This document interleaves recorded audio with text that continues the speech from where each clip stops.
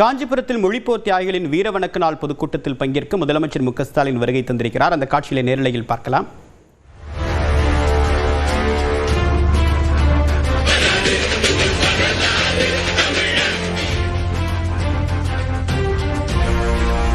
ஆயிரத்தி 1938, 1960, 65களில் நடைபெற்ற இந்தி திணிப்புக்கு எதிரான போராட்டத்தின் போது பலர் துப்பாக்கிச் சூட்டும் பலியானார்கள். பலர் தீக்குளித்து தங்கள் உயிரை மாய்த்துக் கொண்டார்கள். இவர்களுக்கு வீரவணக்கம் செலுத்த ஏதுவாக இன்றைய தினம் அனுசரிக்கப்படுகிறது. இது தொடர்பாக வீரவணக்க நாள் பொதுக்கூட்டம் திமுக சார்பில் மேற்கொள்ளப்பட்டு வரக்கூடிய நிலையில் இதில் பங்கேற்க தமிழ்நாடு முதலமைச்சர் மு க ஸ்டாலின் காஞ்சிபுரத்திற்கு வருகை தந்திருக்கிறார்.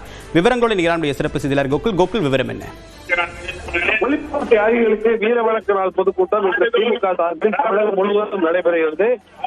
தீ பரவட்டும் என்ற தலைப்பில் நடைபெறக்கூடிய இந்த வீரவணக்க நாள் பொதுக்கூட்டத்தில் முதலமைச்சர் மு க ஸ்டாலின் காஞ்சிபுரத்தில் நடைபெறக்கூடிய பொதுக்கூட்டத்தில் கலந்து கொண்டிருக்கிறார். தமிழகம் முழுவதும் வீரவணக்க நாள் பொதுக்கூட்டத்தை ஏற்கனவே திமுக தலைமை கழகம் அறிவித்திருக்கிற நிலையில காஞ்சிபுரத்தில் நடைபெறக்கூடிய பொதுக்கூட்டத்தில் கலந்து கொள்ள முதலமைச்சர் தற்போது மேடைக்கு வந்துள்ளார். காஞ்சிபுரத்தில் மழை பெய்து கொண்டிருக்கக்கூடிய நிலையில மொத்தம் மழையிலும் வீரவணக்க நாள் பொதுக்கூட்டமாக நடைபெற்று வருகிறது. அதே போல நடைபெறக்கூடிய பொதுக்கூட்டத்தில் துணை முதலமைச்சரும் சென்னை நடைபெறக்கூடிய வீரவணக்க நாள் பொதுக்கூட்டத்தில் திமுக பொதுச் செயலர் துரைமுருகன் உள்ளிட்டவரும் கலந்து கொள்வதற்காக திமுகவுடைய முன்னணி தலைவர் கனிமொழி உள்ளிட்ட முக்கிய நிர்வாகிகள் அமைச்சர்கள் தமிழகம் முழுவதும் நடைபெறக்கூடிய இந்த வீரவணக்க நாள் பொதுக்கூட்டத்தில் கலந்து கொள்வதற்காக தீ பரவட்டும் என்று தலைப்பிடப்பட்டு இந்த வீரவணக்க நாள் பொதுக்கூட்டத்தை திமுக தலைமை அறிவித்திருந்த நிலையில தற்போது முதலமைச்சர் இந்த வீரவணக்க நாள் பொதுக்கூட்டத்தில் கலந்து கொள்ள காஞ்சிபுரத்தில் வருகை தந்திருக்கிறார்.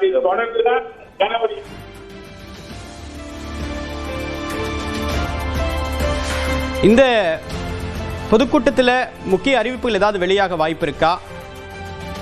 முக்கியமாக இந்த பொதுக்கூட்டத்தில் முதலமைச்சர் சற்று நேரத்தில் உரையாற்ற இருக்கார். இந்த பொதுக்கூட்டத்தில் நடத்தப்பட்ட போராட்டத்தில் தமிழ்நாட்டில் நடைபெறக்கூடிய போராட்டங்கள் பேசுவார்.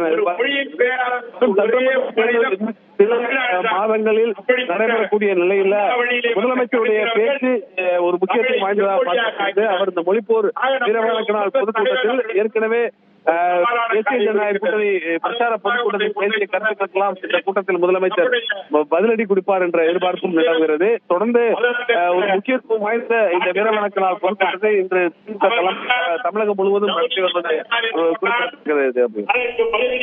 விரிவான தகவலுக்கு நன்றி கோகுல்.